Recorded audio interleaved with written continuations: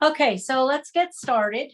First of all, you can see where I used some misketing on my pumpkins just to keep my pumpkins clean until we're done painting. And Misket is an art masking fluid.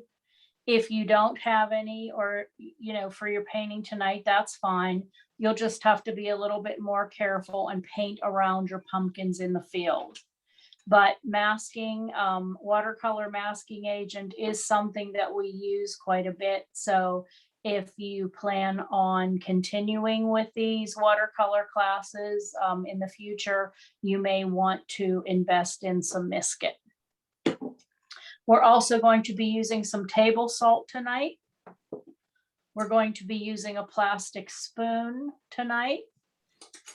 And we're going to be using a sea sponge. Okay. We're going to start off painting in the bigger expanse of our background just with a plain flat sap green color.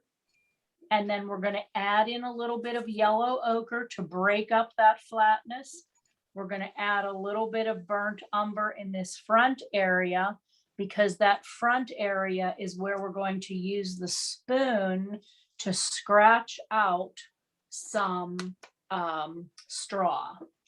So I'm just using my regular sap green, and sap green is a nice olive green color. It depends on your brand. So some brands are much brighter. And if you don't want your green to be that bright, then what you want to do is you want to add a little bit of burnt umber, which is your brown color, to your sap green, and that will give it more of an olive tone. We're just going to paint in nice and wet. This is watercolor. It needs water to do what it's supposed to do. It's not like acrylic. It's not like oil. It needs to be nice and wet for your color to flow or your colors to blend. So you want to make sure that when you're working with watercolor, you are nice and wet.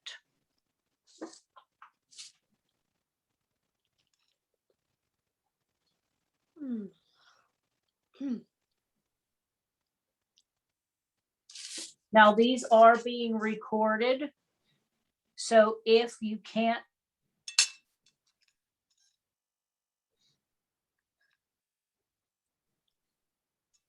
watch this video again and again, all of the other recordings, are also ones that can be viewed numerous times. So you don't have to hurry. We don't want you to make mistakes. However, we don't want you to feel left out either. If you would like to paint along, that is perfectly fine. But you can always go back with the recordings and watch them over and over. Now, just to break up some of this green, I'm going to add in a little bit of yellow ochre with my same brush, nice and wet, because the wet paint will blend in nicely with the other wet paint. And if you're already dry, then it's not going to do what you want it to do. So you want to be nice and wet when you're painting. That's probably the biggest mistake for people just beginning with watercolor, is they are not wet enough. You have to be nice and wet with watercolor.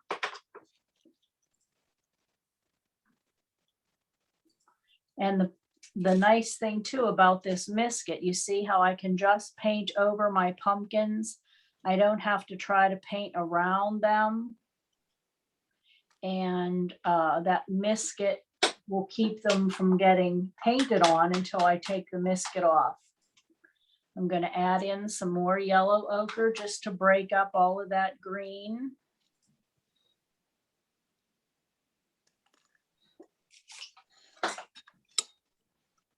And then down along the front here, I'm going to put in my nice sap green, but then I'm going to wash in some burnt umber, which is a nice brown color. Use different size brushes. That will help you get used to not trying to paint everything with one brush.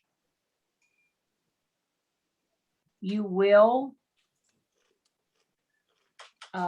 come to like specific brushes, but that is not the same as using them for everything. You do want to get used to liking certain brushes, but you also want to get used to using different size brushes for different things. You don't want to use a gigantic brush to paint eyelashes, and you don't want to use a teeny tiny brush to paint backgrounds.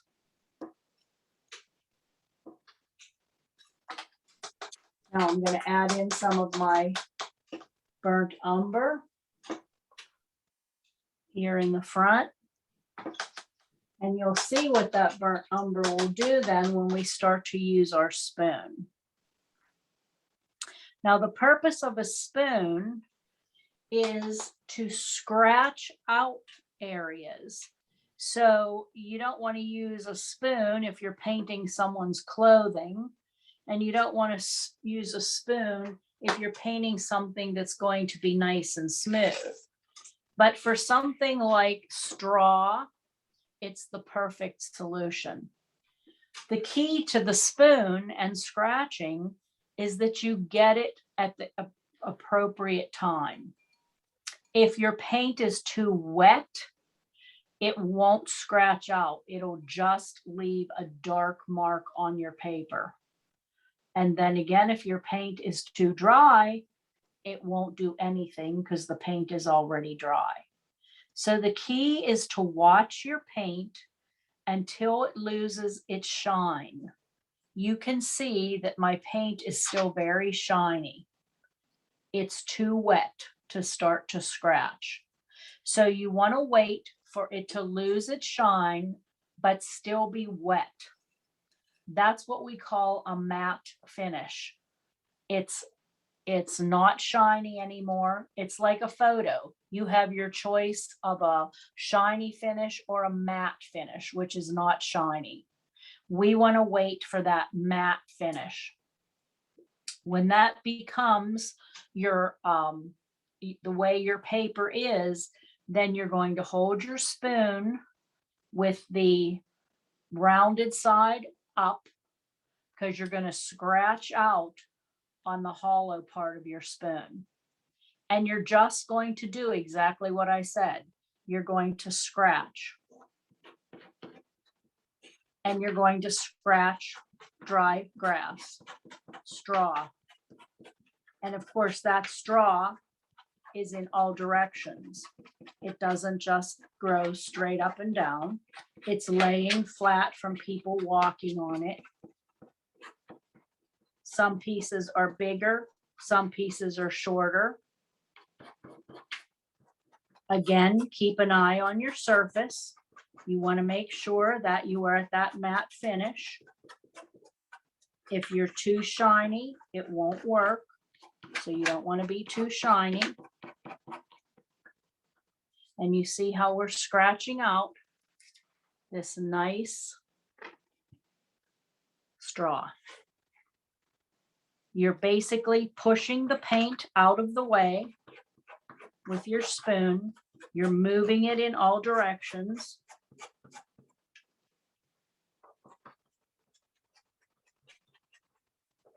You can do as much or as little as you want. So if you don't want a lot of straw, and you don't have to put as many scratch marks. If you like the look, then you can do more. But it has to be that perfect timing. You can't wait until your paper's dry, because then it won't work. But you can't do it too soon, or it's too wet and it'll just leave dark lines on your paper. Okay, So it's up to you. If you want to do it in more than one spot, you can. But again, remember, the farther away you go, the shorter the grass and the straw is going to be because of the distance factor. So I'm good now with my scratching and my grasses. I'm going to stop there because we are going to add other things to the grass and we don't want to do too much too soon. Now, if you have a tree line in the background to put your trees in, we're going to use autumn colors and we are just going to put in a few at a time. I'm not doing my whole line of trees because I'm going to try to make them look like they're individual trees. So what I'm going to be doing is just painting in a couple at a time. I do have to make sure that my field line is dry though, because if I don't and I start to paint my trees, the paint from the trees will just bleed down into my wet field. So I'm going to take and I'm going to put in a little bit of, I'm going to use my hair dryer just for a few seconds to make sure that that line is nice and dry. I always keep my hair dryer close so that if I need to dry something, I can do that.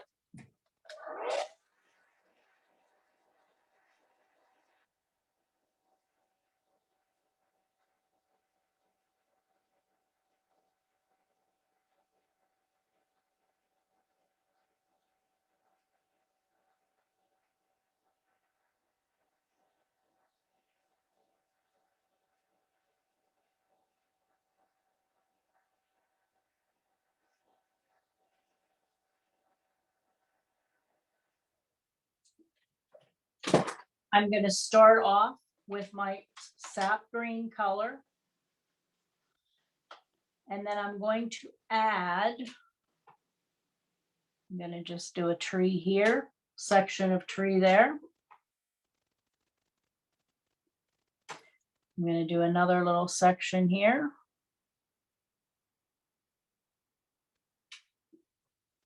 And I'll do another little section over here. And anytime we have time while we're waiting for things to dry, or we are waiting for salt to work, we can go back and add more trees. I'm going to use a little bit of burnt sienna, which is a warm brown. It's like an Indian red brown. And I'm going to add a little bit of that color in for fall on my trees. Now, if you wanted to add in some reds, you could certainly do that. But I'm just putting in a little bit of this nice sienna color. The other thing that I'm doing while my trees are wet is I'm going to put in a little bit of black down at the base where it's wet, because this black is going to help to show some depth to those trees. So that instead of them looking like they're just a flat tree with no depth to them, this little bit of black will make it look like we're looking deep into the trees, deep into the woods. So a little bit of black while it's wet, the black will move around because the watercolor follows the water, which is exactly what you want it to do. It follows the water. And once that whole strip is painted in, you'll see the different depths to the trees. Now, I want to start to separate out some of my areas in my field. And I want to make them look like there's bushes growing in that field, or there's a lot of dried, possibly corn stalks in that field. So I'm going to both be sponging, I'm going to be salting, and I'm going to be using my nice fine rigger brush to pull out some high weeds.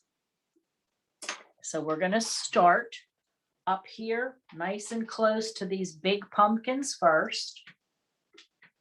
I'm going to dry brush with my round brush.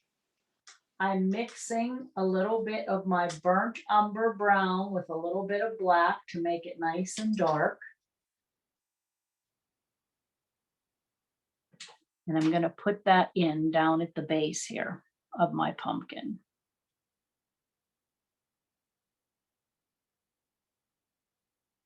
With the side of my brush, I'm going to brush upwards and down because I want to make that look nice and rough. I don't want it to look like that pumpkin is sitting on velvet. I'm going to put on a little bit of salt, and that's going to give me some texturing.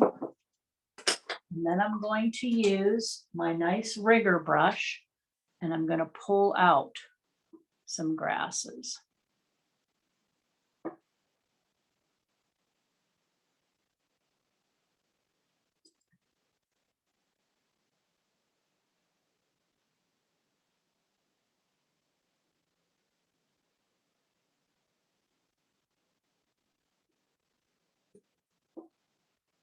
Now, this is just the first thing that we are doing to make our grasses look like they are rough and trampled. We're going to be using our sponge. We're going to be salting some more, but this will give you an idea of what we're going to be doing to break up this nice, clean, velvety looking background. We want it to look rough, trampled on. So we're going to be doing that in different sections. You don't have to do it in the same sections I do. You can move all over your paint, all over your picture, wherever you would like to. But I am going to create a little path right here where I'm going to be laying my brush down on its side. This is called dry brushing, where you're not painting this way, you're painting with the side of your brush.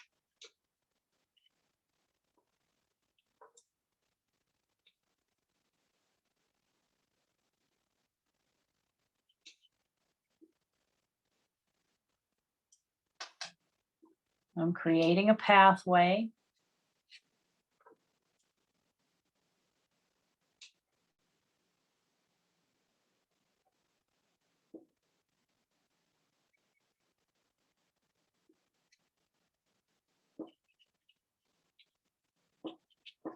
I'm going to throw on a little bit of salt. I'm going to use my nice rigger and pull out some high grasses, have some laying down on its side.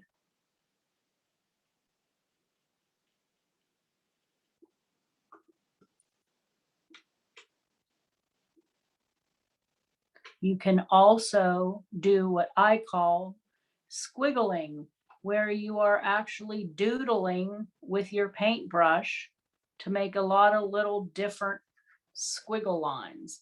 And you can see that right here, how I'm just using my brush, squiggling around, just like I'm doodling with my paintbrush, but it'll look like a high weed right there.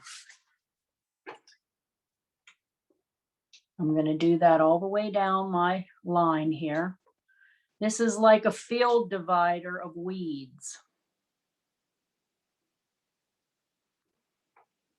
Now, the farther away I go, I'm not going to be doing that real fine work because you're not going to see real fine, teeny weeds if you're looking, 500 yards out. So you don't have to get too crazy with that too far away. Okay. Now, the other way that you can add some texturing to your grassy area is with your sponge. This is just a regular sea sponge. Anytime you want to work with a sponge though, you want a sponge that is nice and fingery, has a lot of little tentacles to it. If you get a sponge that looks like a lucky stone, it's not going to do what you want it to do.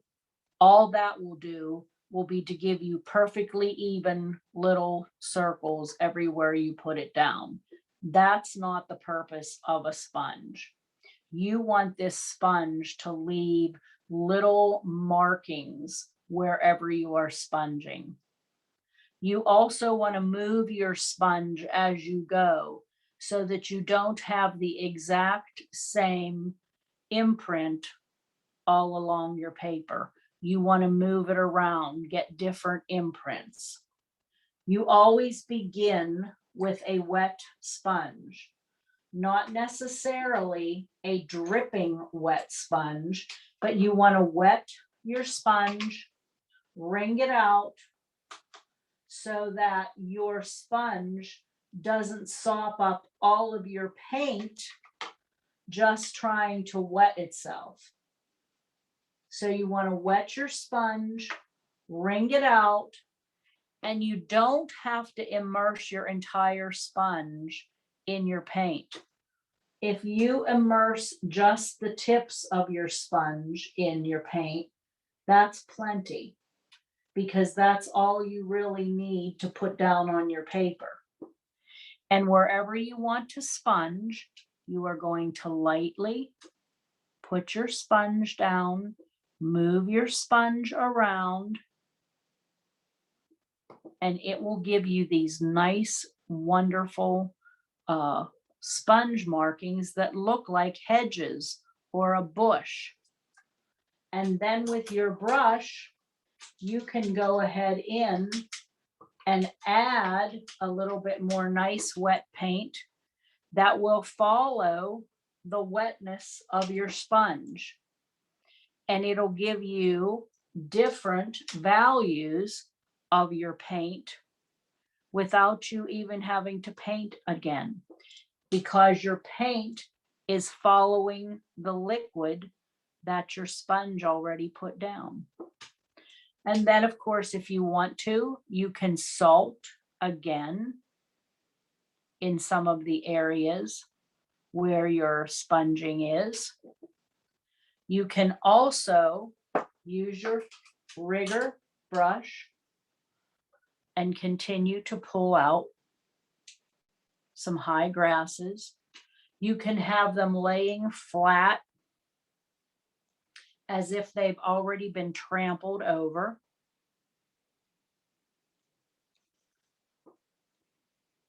But what you want to create is a nice, uneven, textured looking area, because this is a field. There's dried corn stalks, there's dried grasses, there's pumpkins laying everywhere. This is not a manicured lawn, okay? This is a lot of different weeds, that type of thing, okay? To do something like that back in here, you can certainly do the same thing. But remember, now you are much farther away. So you're not going to be sponging in big blobs because you are so far away. You need to either use just the very tips of your sponge, or you may want to simply dry brush, which means you're laying your brush on its side and you're flicking it upwards, and you're still going to get that nice roughness, but it will be more in line with a distance factor because you're farther away. Now, that doesn't mean that you can't be pulling out any kind of weeds.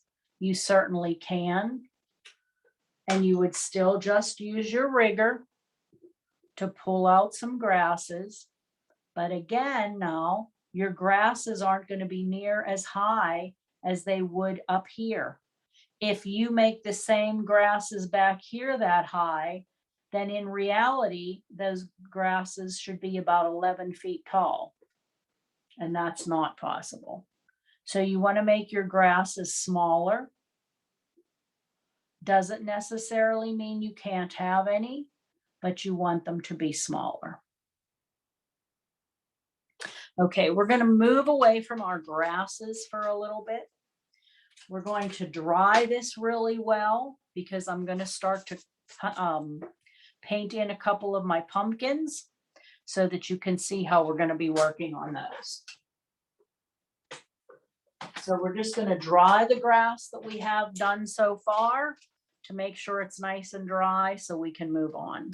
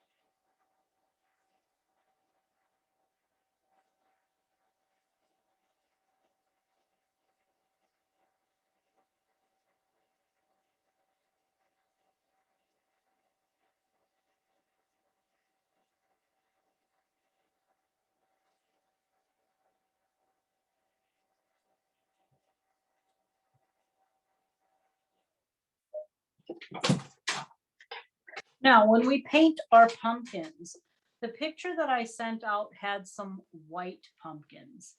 If you want to leave those white, that's perfectly fine.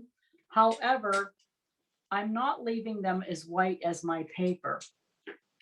I'm going to put on a very, very pale wash of my umber color, which is my brown color. But I'm going to mix it with a lot of water so that it's very pale. My pumpkins will still look white, but they'll have a little bit of color to them. Very, very pale. My orange pumpkins, I'm going to paint each pumpkin individually because I want to get a hard edge on my pumpkins. Now, a hard edge happens when a wet surface comes up against a dry surface, and you get a hard edge, which is basically like an outline, but it helps to individualize your pumpkins. So I'm not going to be painting a wet pumpkin up against another wet pumpkin. I'll be painting one pumpkin, moving to a different area where there's no wetness, and painting another one, allowing them to dry. My orange color is simply my cadmium red mixed with some of my cadmium yellow. And that's going to give me a nice orangey color. You can buy orange, but I just find it's easier to mix my oranges. And then that way you can get different values. Some oranges might be a little bit more intense than some of the other oranges. Not every pumpkin in the field is the exact same color orange. And this is just the wash we're putting on for color. We're going to do our shadowing later and our highlighting later where the shine is. Now I'm moving away to a different area so that I am not painting my pumpkins wet up against another wet one.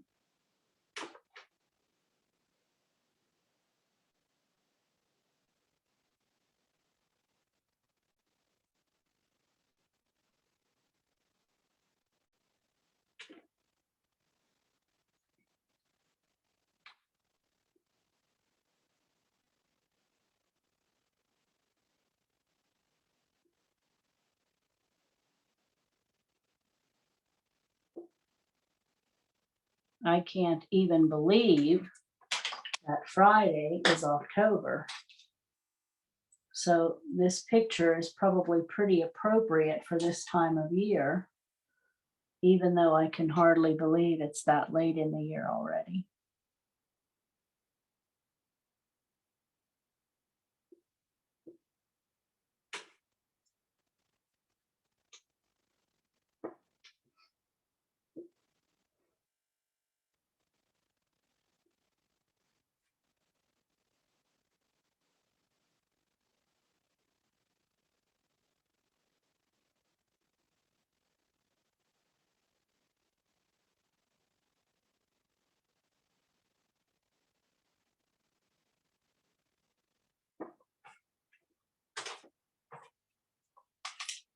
Okay, I'm going to dry those real quick so that I can show you what a hard line will look like.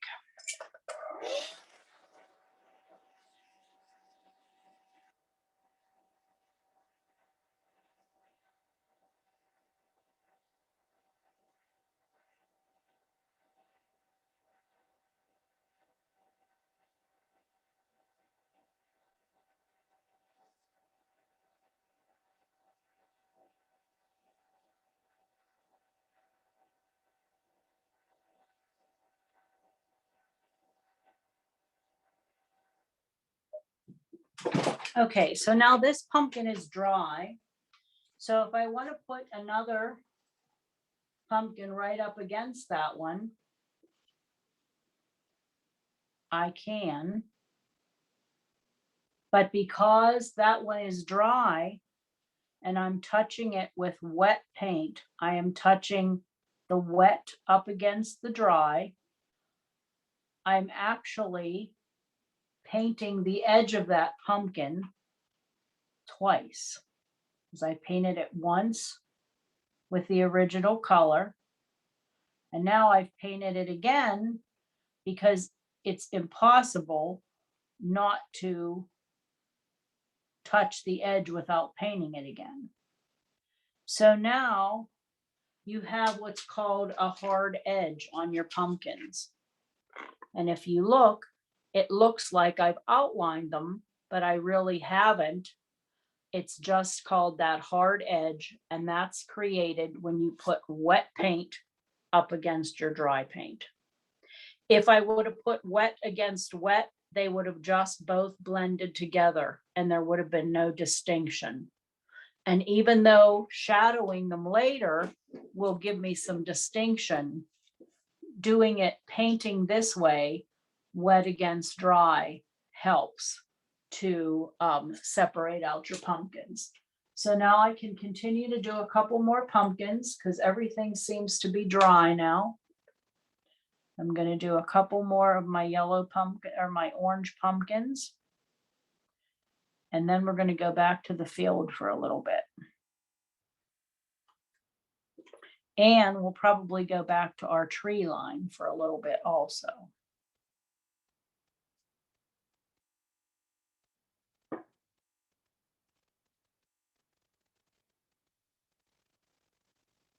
Now, you probably noticed that on some pumpkins, I'm painting right over where the stem area would be. That's because those stems are dark brown or black. But on the areas or the pumpkins that have a nice tan colored stem, I am trying to leave those lighter in color or omitting painting over that because I want to keep those stems nice and light in color. If it doesn't really matter to you, then you can certainly just paint over all of them and it won't matter.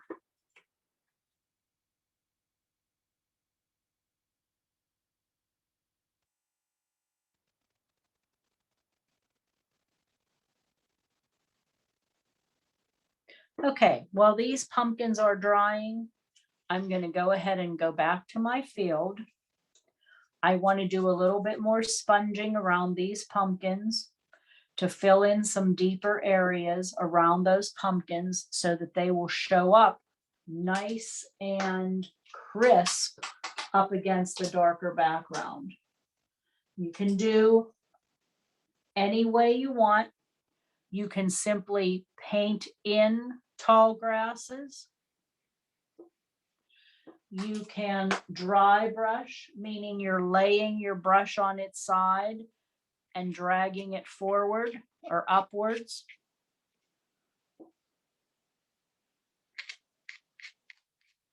You can do both by doing that and using your rigger to pull out some high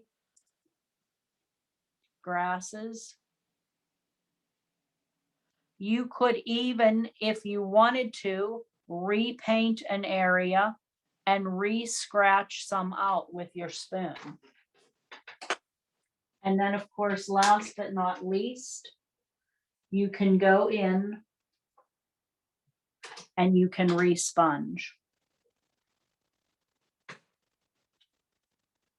Now, that area up front that we did scratch out, I'm going to go into that area and I am going to paint in between some of those scratch marks just to help your eye figure out what we did there. So in between some of these grasses, I'm going to find the space that would have been my original coloring of the green. And I'm going to paint that in with some brown.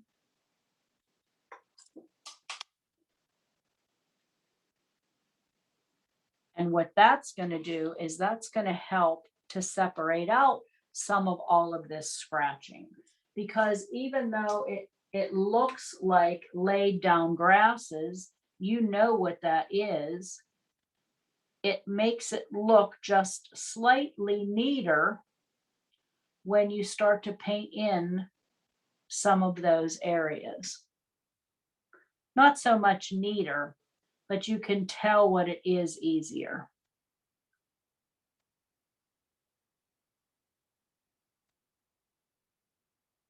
It doesn't have to be real dark. You're just painting in some of those areas in between all of that grass.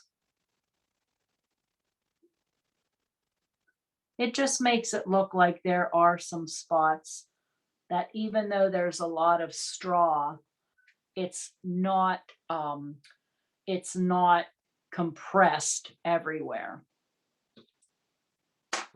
Taking that one step further, I'm going to add some grass closest to my bin so that it doesn't look like all of that tracked grass or stepped down grass stopped right at my bin. So I'll add some there.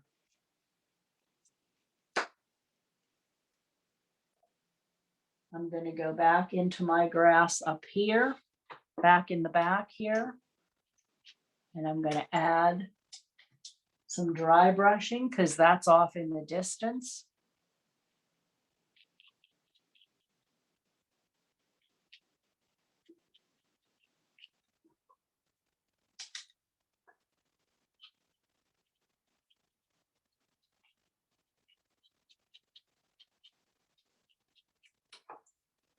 And I'll pull out some little edges to that. And then we're going to add in a couple more trees so that you can see how your tree line's going. My trees are nice and dry back there now. So you can go on either side of your tree because again, what you're going to be doing is you're going to be creating that hard line.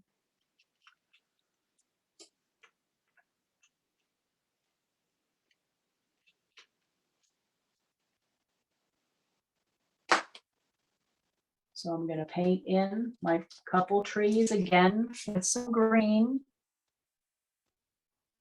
I'm painting around what I've already painted.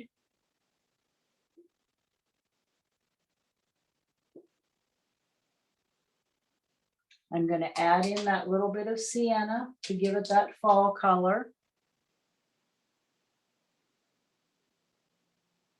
And I'm going to add a little bit of black to the base to give it some depth.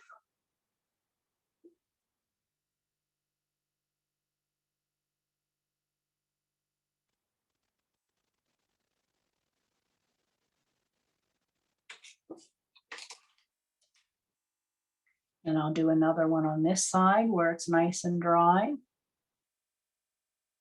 And eventually I'll have moved all the way across my back.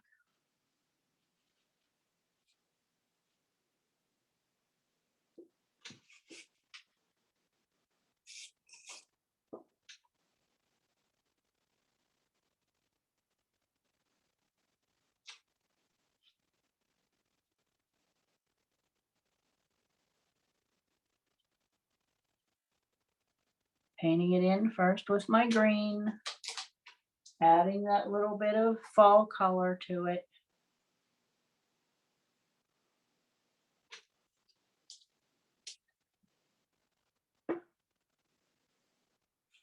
And then a little bit of black in the base. And that black in the base is, as I said, giving those trees some depth so that when you're looking at that, you can tell that those trees have more than, just one line of trees. It goes back in. It goes back into the woods. It's not just a single strip of trees dividing property. It's woods way in the back in there. Okay. Now we want to put a wash on our crate. So I'm going to do that now. And then I can continue to work on some of my pumpkins. Your crate color in the picture, it appears to be just a lighter color, but it's almost totally shadowed in. So I'm going to use a color other than, browns or greens or oranges for my my crate. And I'm just going to mix like a mauve-y pink color, real light in color, by mixing a little bit of alizarin crimson and a little bit of burnt umber brown. And I'm just going to make that crate a nice light color.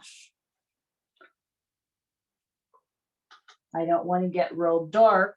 It's going to be shadowed anyway, but I am going to just put the initial light color on first.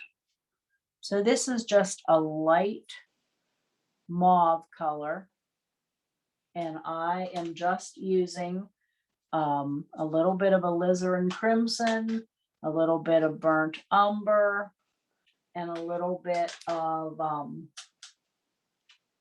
depending on what your paint selection is, you could put in a little tiny bit of black just to tone down the pink if you'd like.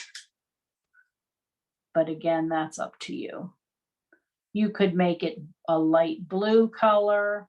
You could make it a nice yellow ochre color, which is like a wheat color. And of course, if you absolutely wanted to leave it white, you could certainly do that too.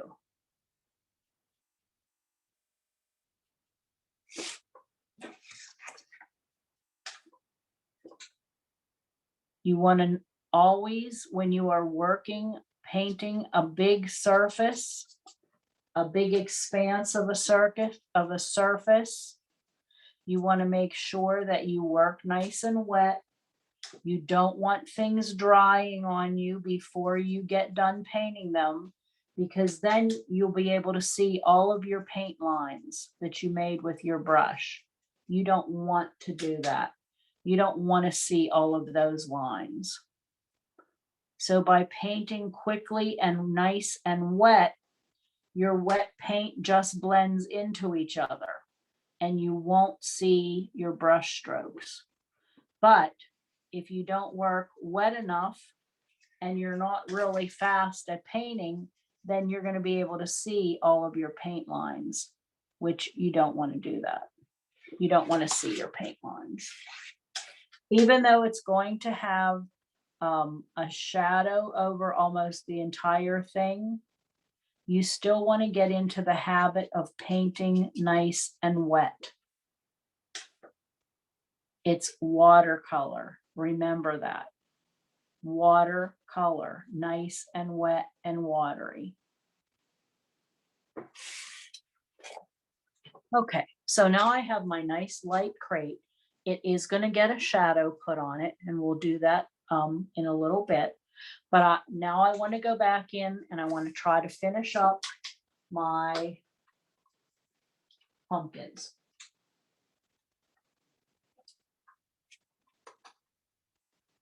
You can change the coloring of your pumpkins by adding a little bit more yellow so that not every pumpkin is exactly the same color.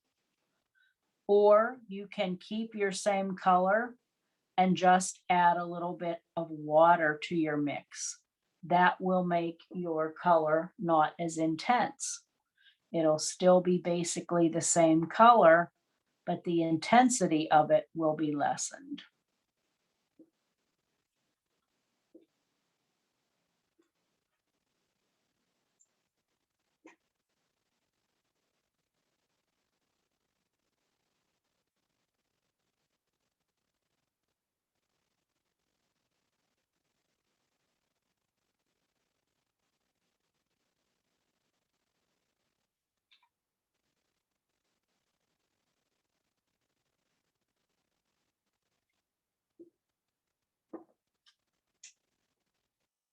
And I think I'll make this one orange also, just to break up all that white.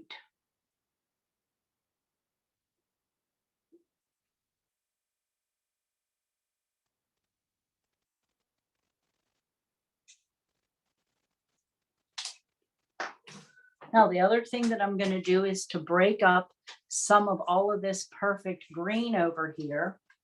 I'm going to repaint it with some of my green, watered down pretty good.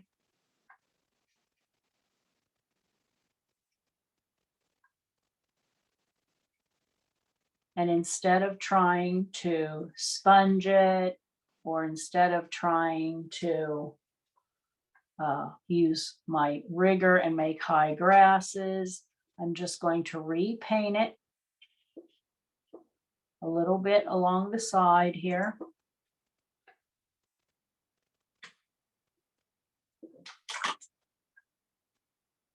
I'm going to soften it with a little bit of water. And I'm going to add in a little bit of my yellow ochre. Let that color bleed around a little bit so that it's not all that same color.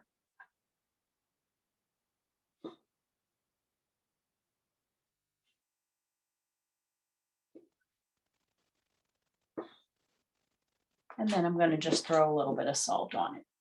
And that salting is going to give me a lot of texturing too, so that I don't have to go to every spot on my paper with a brush or a sponge.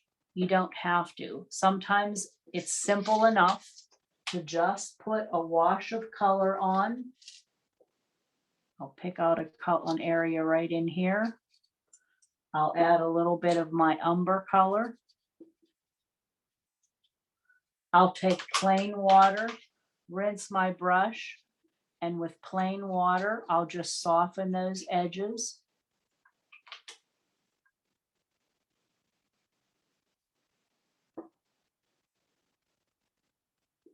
And then I'll throw a little bit of salt there. And you'll see in a few minutes how that salting will give you some texturing also. Again, it's times like this when you can go back up to your trees now. And we can start to add a couple more trees in until we are finally all the way across. We have all of our trees painted in. You're not going to get real detailed on those trees because they are probably a half a mile away. So you're not going to see branches. You're not going to see leaves. You'll see color. That's it.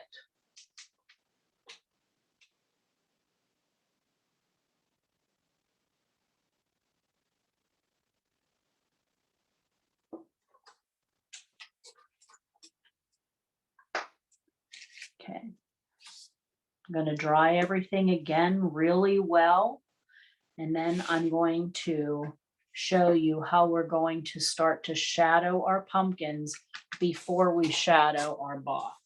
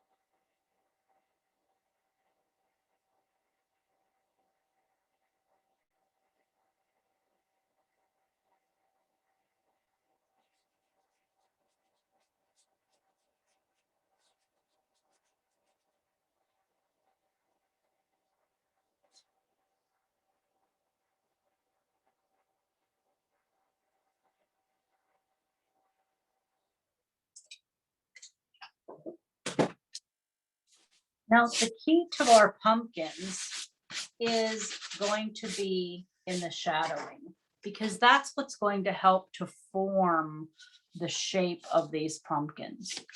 So I'm going to show you how to do a couple of the pumpkins. We'll eventually get to all of them, if not at least most of them. And then I'm going to take some biscuit off down here and show you down here also. But you're going to shadow your pumpkins just with black. And if you follow your picture, I love working from pictures because pictures don't lie. They especially don't lie if you take a picture of yourself and you try to say you're, gorgeous and you're really thin. But pictures don't lie either, foreshadowing and things like that. So follow your picture. I always supply a picture in my classes so that you can see actually exactly where shadows are, exactly where lines are, and it helps you to relax and not have to think too much. We don't want to have to think that much. So I'm going to take this first pumpkin. And I know you're gasping, but we're going to put this nice dark shadow along the pumpkin. About, I don't know, maybe 3/4 to a half along the pumpkin. Now, because that pumpkin skin is not velvety soft, your shadow is going to have a rough edge to it. So all we're going to do is dry brush in the shape of that pumpkin and dry brush the edge of that shadow off.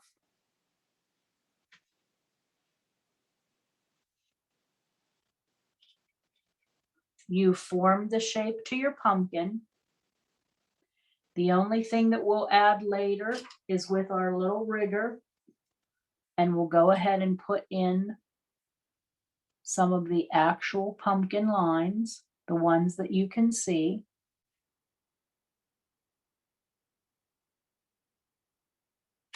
But this is all that we're going to be doing on our pumpkins. Nice dark shadow and dry brushing off the edge. Now you don't want to do the one right up against it unless you're in a dry spot. And if that's the case, you want to see how that pumpkin is seated. And in this case, the pumpkin is seated so that the shadowing almost goes the way a clock would go. It goes all out in all directions. Same thing. We're going to dry brush our edges out, but we're going to do it in all directions. You're starting to form your shadow, form your pumpkin shapes, and you'll do each pumpkin individually. Each one has its own shadow. Each one, you can see where the tops are that get shadowed.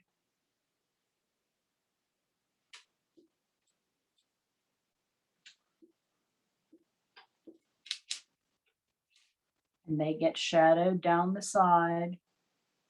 The shadows are all on the same side, okay? They don't change sides.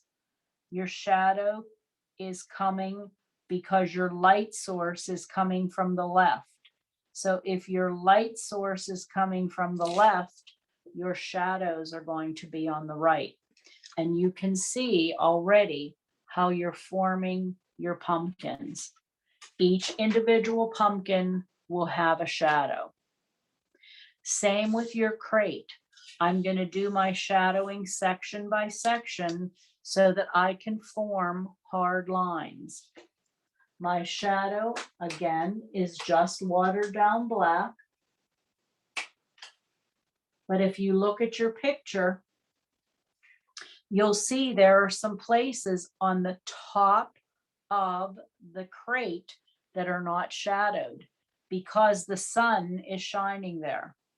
So I'm going to go ahead and I'm going to shadow in the one leg, except for that very top, because that is where the sun is.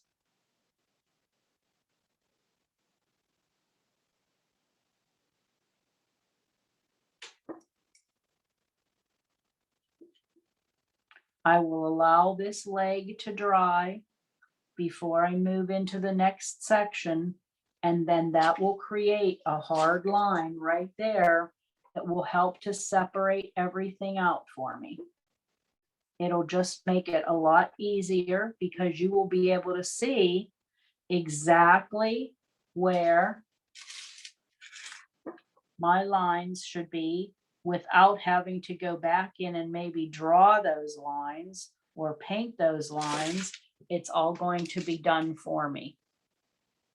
While we're waiting for that to dry and we're waiting for our pumpkins to dry, I'm going to take off my misket on my one big pumpkin so you can see how that is going to get painted and shadowed. We have plenty of time yet. I don't want you to be in a hurry, but I want to try to cover all parts to this so that we aren't left wondering. I will make sure that the painting is finished, and you will be able to get that finished painting with your recording of this actual painting class. So now I've taken my misket off there. First things first, I have to paint it orange before I can put on shadows. So I'm going to paint in my pumpkin orange. And I'm leaving my stem unpainted because some of my stem is a nice light tan, especially where the light's hitting. So I'm going to not paint in the whole stem orange. I'm going to leave it white and I'll paint it tan. And you see where the misket was, it left my pumpkin nice and white so that I can go in and I won't have any dirty color now. I'll have my nice orange color of my pumpkin.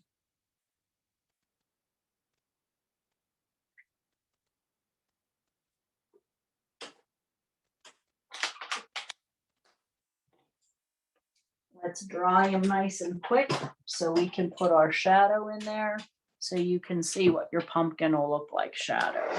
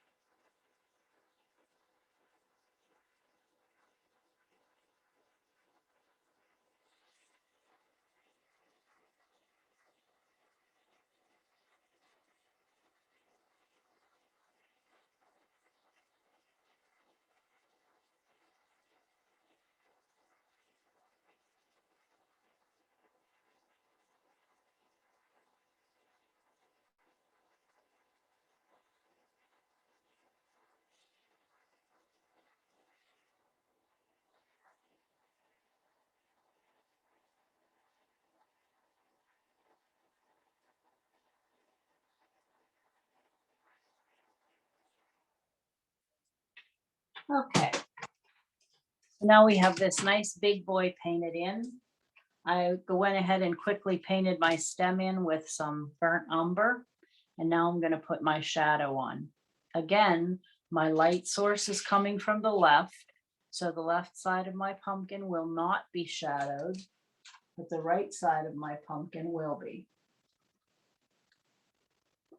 So I'm going to start and I'm going to paint down the bottom of my stem.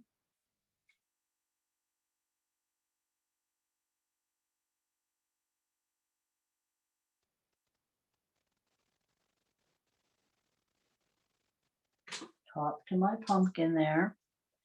And I'm going to be doing the same thing now. I'm going to be dry brushing the shape to my pumpkin.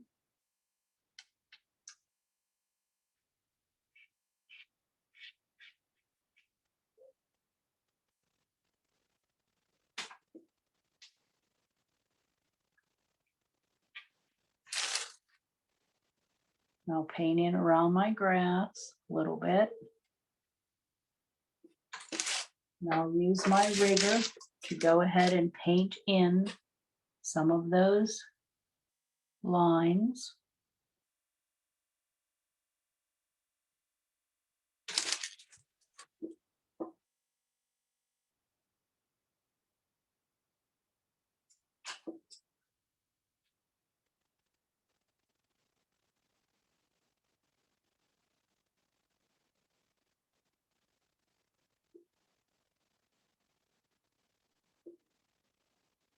Now, you can't have your pumpkin shadowed, but none of the grass is shadowed because, of course, the pumpkin is casting a shadow onto the grass here. So you have to put a shadow down here in the grass that's cast there from this pumpkin laying there. So I'm just picking up some grass pieces and shadowing just some of them, not all of them. But that makes it look much more realistic now with my pumpkin laying in the grass and my pumpkin shadowing some of that grass. Makes it look much more realistic. We're going to be doing the same thing on these pumpkins and all of the pumpkins in the field. But I'm going to go back up here now and I'm going to shadow another one of my pumpkins here.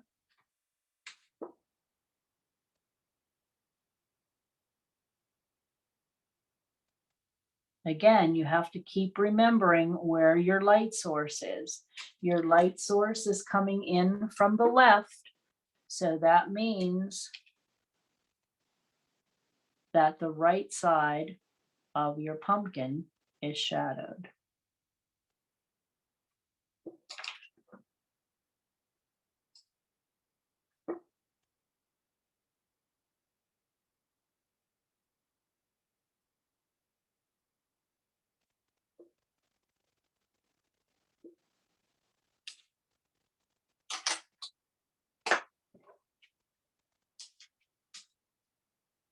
This nice big boy, he has a great shadow on him. And the shadowing is also helping to separate your pumpkins out from each other.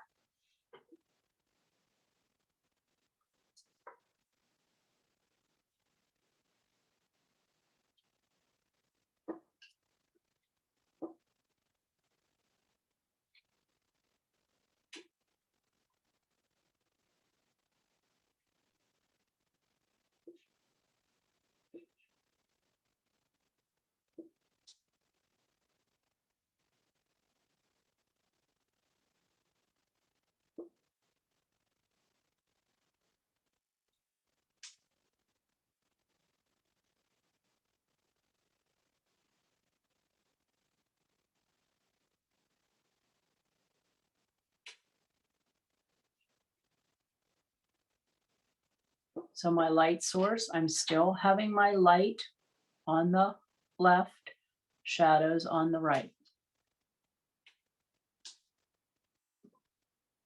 Now there are going to be some situations where, because of how the pumpkins are in the crate, this whole pumpkin just about gets shadowed. And that's another reason why it's great to have a picture, because there's no guessing.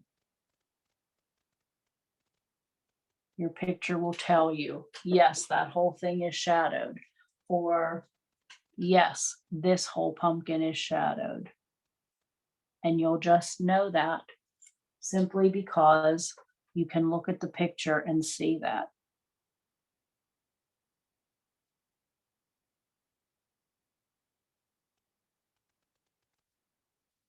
Going back down towards my container, I'm going to paint another section of my container now and shadow that in.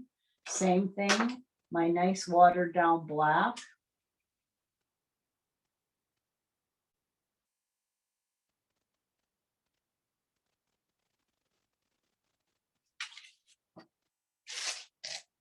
And by painting it section by section, I'm leaving this little bar unpainted because the light is hitting that, so it doesn't get shadowed. But I'm painting in the rest of this square. And you will see again that I'm creating that hard line, and that's going to help to separate everything out on this crate, just because I painted wet up against my dry. If I would have painted it all together, all wet, it would have all just blended together, and you would have had a hard time separating out what was what. But now you can see that nice hard line right there. That's going to help to separate out all of your sections of your crate. I'm going to go back over here now, do another pumpkin. I'll go back up here, do a couple more sections of my trees, and pretty soon my entire tree line will be finished.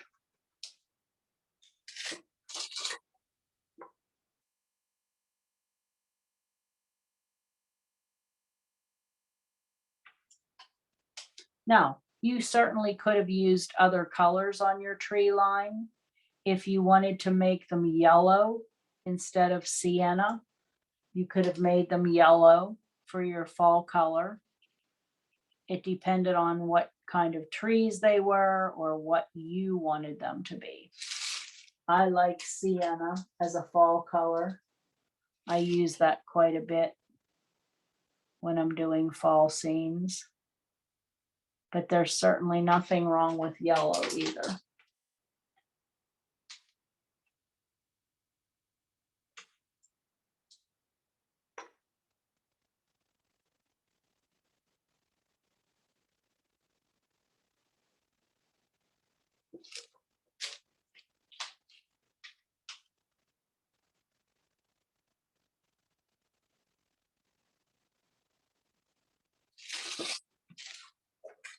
Do another little piece over here.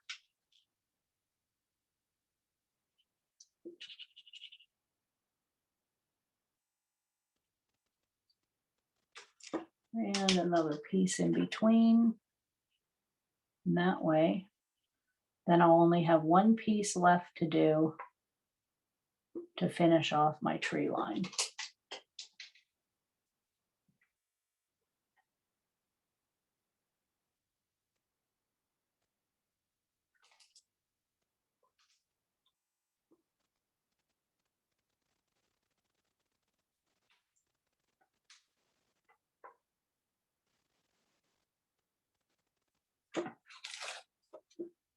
And you can see, just by looking back here at your tree line, you can see the depth of the trees. It makes you want to look, it makes you want to walk into that area.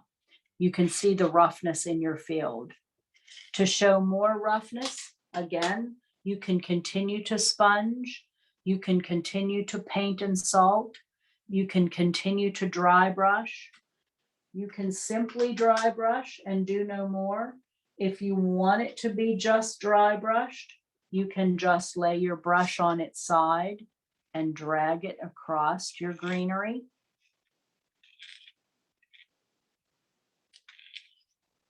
You decide how much you want or how little you want, but you want to make sure, especially around your pumpkins, that you have some nice dark color. And the reason for that is if you have a lot of nice dark color around your pumpkins, it's going to show off that beautiful orange of your pumpkins a lot nicer.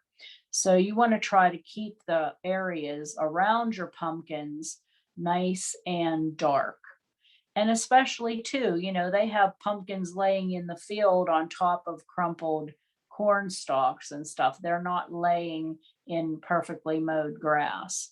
So you want to kind of keep them nice and uh, keep them around some darker areas.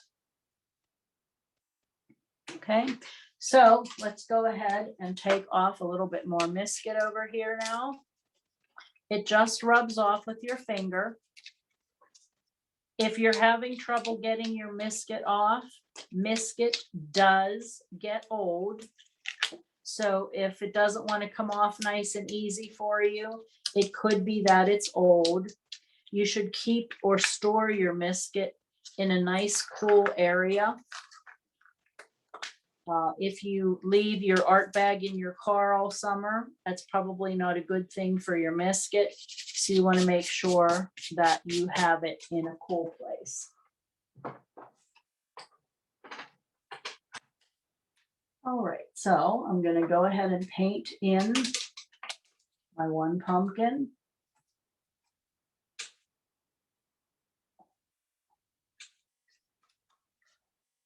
I'll paint this one back here.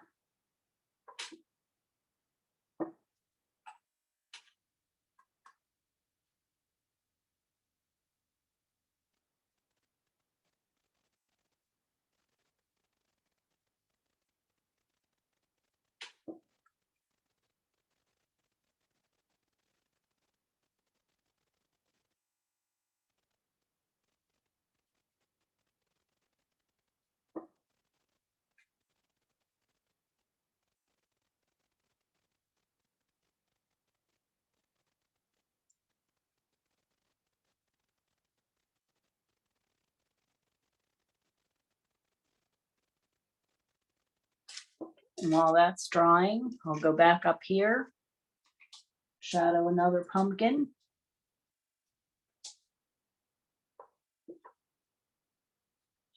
You don't have to shadow them in order, meaning you don't have to shadow this one first and then this one and then this one.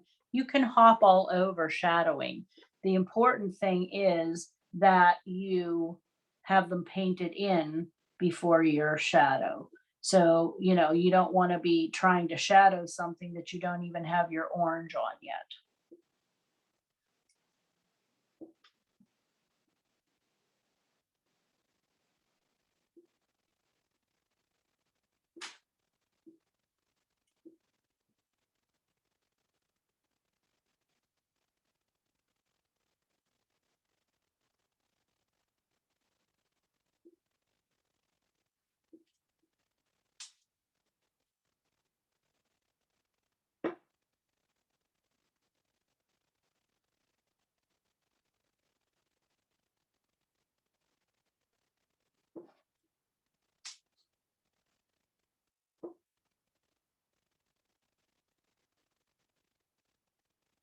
Now you might be wondering, why would I paint the left side of this pumpkin when my light source is coming from there? Well, it's true, my light source is coming from there, but the shadow here is from this pumpkin here. So there's a lot of different things that will play into where you are putting your shadows. Again, that's why it's nice to be working from a picture, because then you don't have to think about it. You don't have to stop and think, is there another pumpkin in the way? Or, the picture is going to tell you all that. You don't have to figure anything out on your own.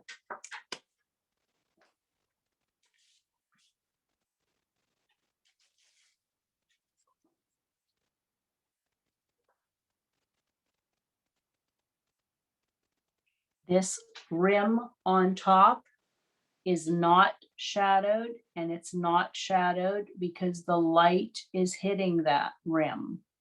That's on the top of this container. So the sunlight's hitting it. It's not shadowed in. The sunlight is hitting this. It's not shadowed in. And we're just going to continue to do that the whole way around and the whole way around for our pumpkins. Okay. This pumpkin, again, now light source coming from the left.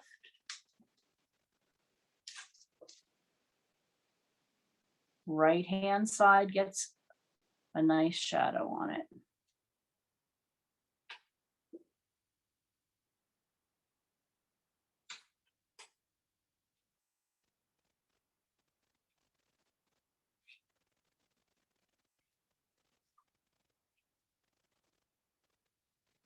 You're shaping your pumpkin as well as shadowing it.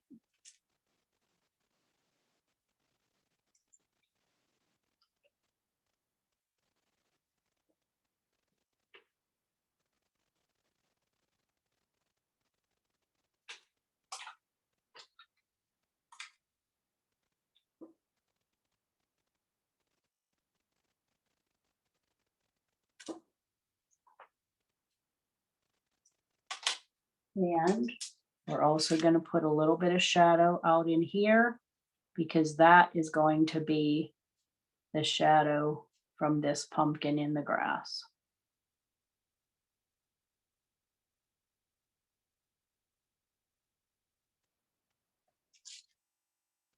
Just makes it look nice and realistic. We'll wait for that to dry before we do this pumpkin.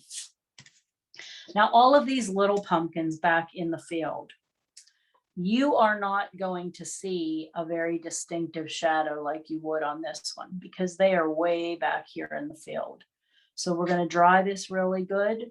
Before we take the misket off though, I'm going to put a little shadow underneath each one before I take my misket off. It'll just make it easier for me. So I'm going to dry everything pretty good. And then we can get some of those shadows on those far distant pumpkins.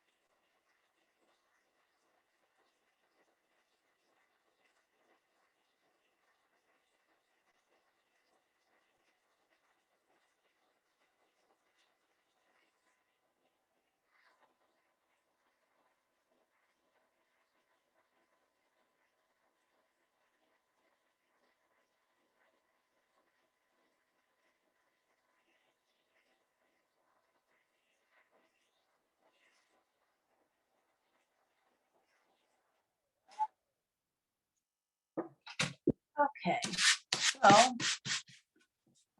any old salt off our pictures.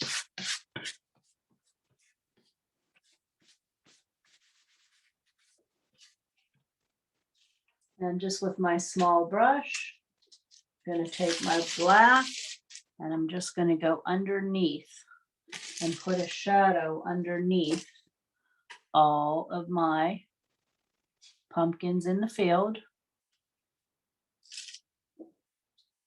so that when I take my biscuit off, it's already going to be done for me.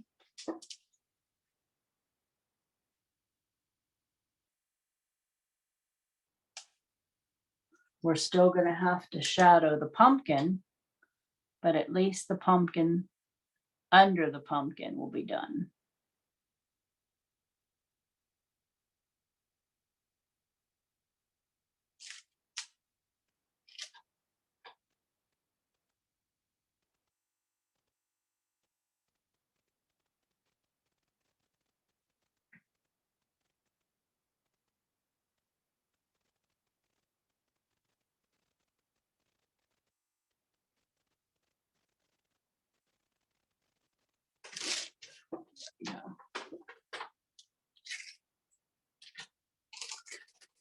Okay, got one more big pumpkin right here. Let's get him shadowed in there. Or painted in, I'm sorry.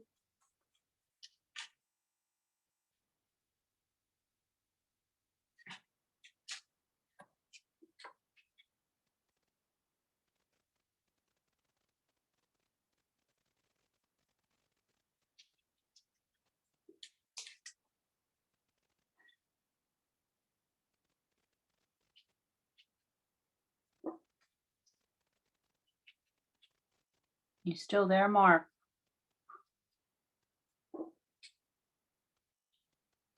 Anybody have any questions?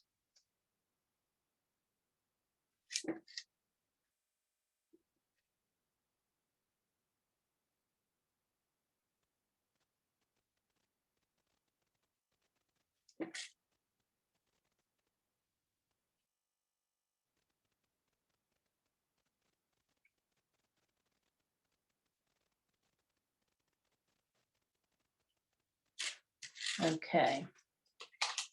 Dry our pumpkin pretty quick.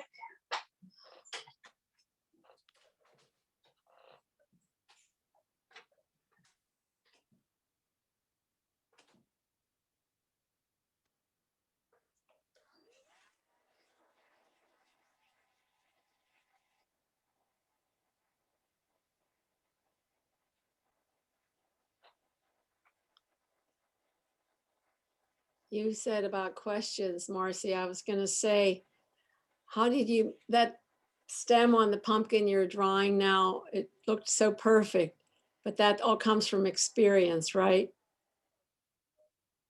Oh, I don't think she can hear me. I'm still muted.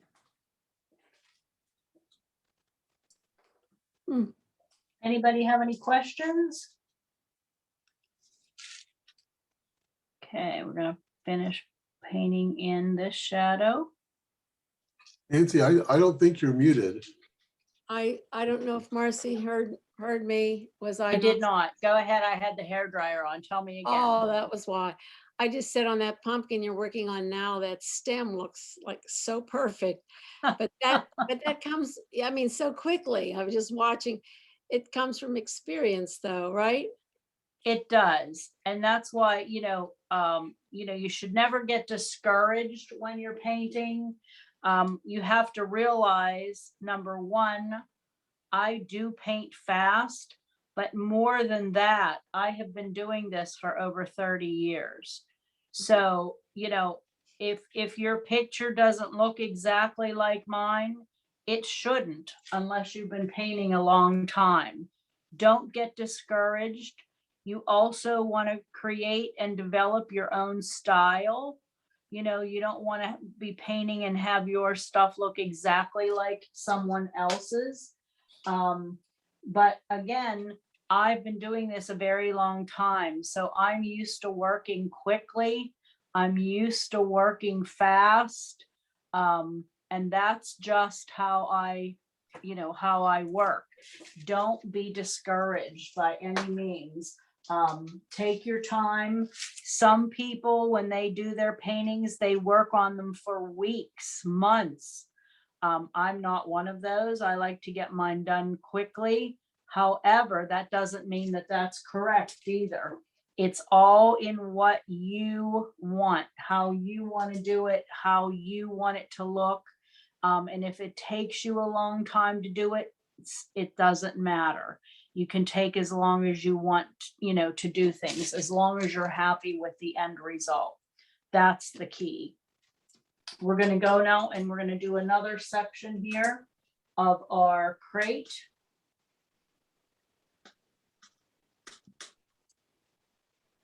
And again, I'm leaving that very top little line because that's where the sun is hitting.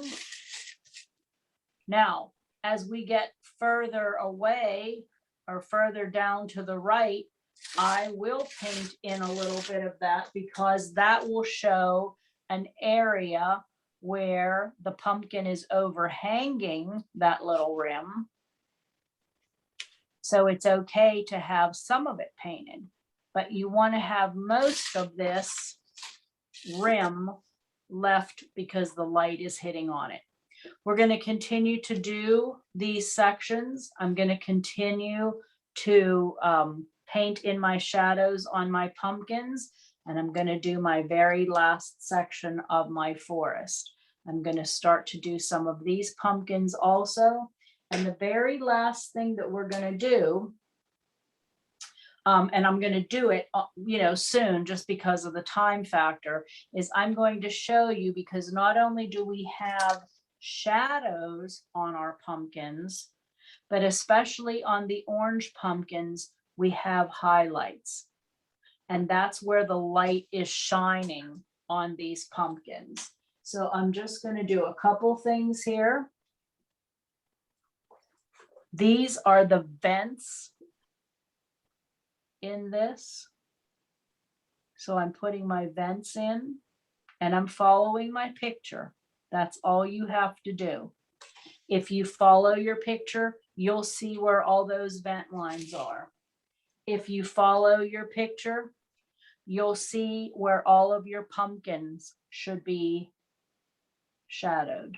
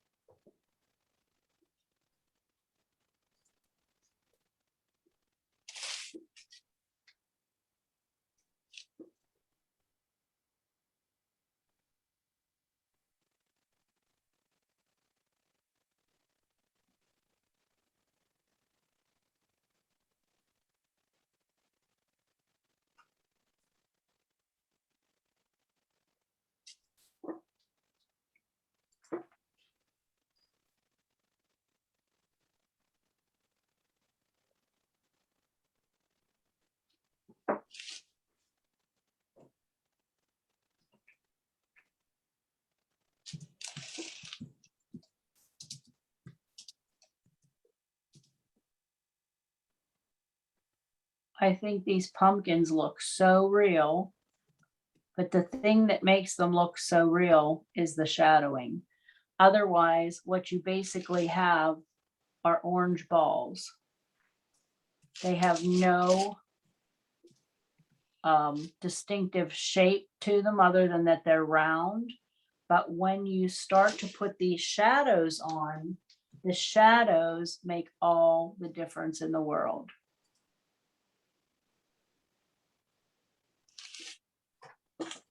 You could actually feel like you could reach in and pull one of those pumpkins out of that crate. Okay, so for the sake of time, we're going to do a highlight on some of these pumpkins. And your highlight is just done with some Chinese white. Now your highlights have to be the very last thing that you do, because Chinese white will not accept additional paint on top of it.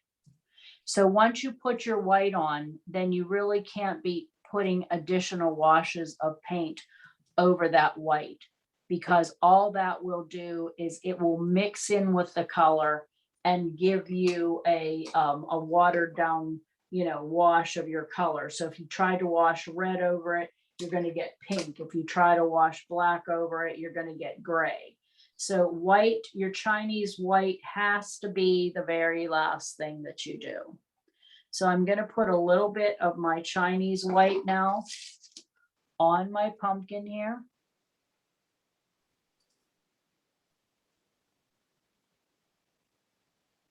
And this is just the highlighting, but it makes such a difference on your pumpkin. I'm going to put some here.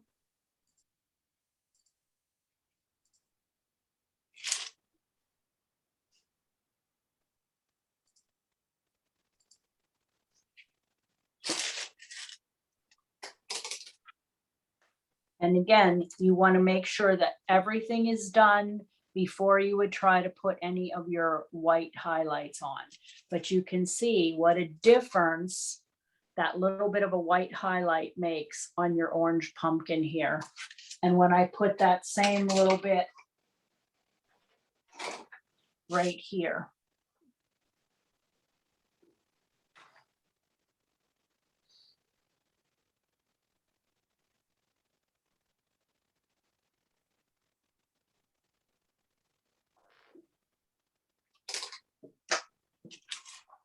Look at the difference. Look how real they look with those highlights on. Look how real that pumpkin looks laying there in the field. You are going to need to put a nice big shadow underneath your cart. I'm going to do that real quick for you so that you can see what that will do to your cart. We'll make it look nice and real also. So underneath your cart here. And of course, I'm skipping some steps. I would probably finish my card off with my shadows before I would do the shadows in the grass, but I just want you to see how you need those shadows.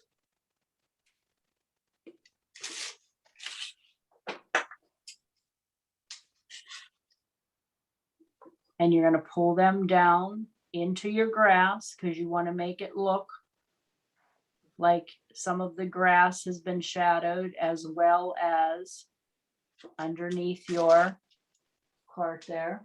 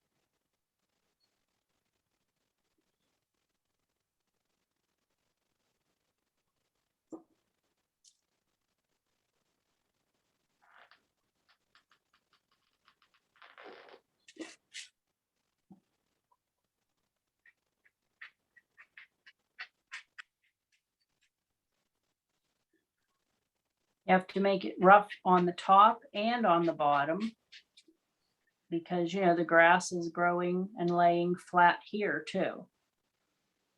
So that shadow is going in between those pieces of grass. It's not a perfectly flat shadow. But that's the shadow from your cart, okay? It makes your cart just look so much more real. It makes your picture look so much more real. And when you get all of your shadows in and your little markings and that, and you have all of your pumpkins shadowed, you'll see what a nice picture this actually is. I'm going to do one last pumpkin for you. I know it's getting very late. Apologize for those technical difficulties at the very beginning. You'd think by now I would have had it figured out.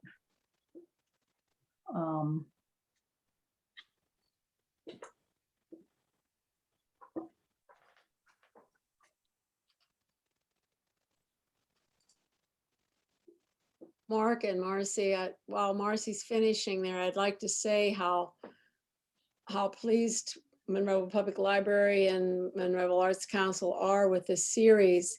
And we really encourage everyone to share this, you know, encourage others to look at this, look at the public library site to share these. Right, Mark? Yes, it's been a fantastic series. Six classes, and I posted the link in the chat. So it's kind of a long link, but that's what YouTube links are like. But you can copy that, you know, and please share it with others because they're free, and anybody can view all of them. And hopefully we can repeat them in the spring.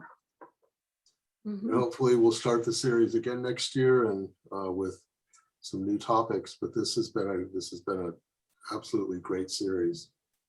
For sure. And the other thing is, in these times, or in these difficult times, it's really nice to have art of all types, and it's very uplifting and puts your mind in a good world. So we really thank you, Marcy. We've all learned a lot. You're quite welcome. You're Yes, quite thank you, Marci. welcome. I will get this all finished up, and Mark will have a copy of it, which will be available then with the recording, so that not only while you're listening to the recording, you can refer back to the painting also. Okay, sounds good. Sounds perfect. So get out there and buy those pumpkins, take a picture of it and paint it. This is, like I said, all of these shadows, that is what really makes those pumpkins look so real. Otherwise, they just would be round, you know, colored marks. But once you get those shadows and highlights on, that's what makes the painting. Yes, very nice. All righty. Thanks again. Any other questions anybody have? I would be more than happy to answer them for you.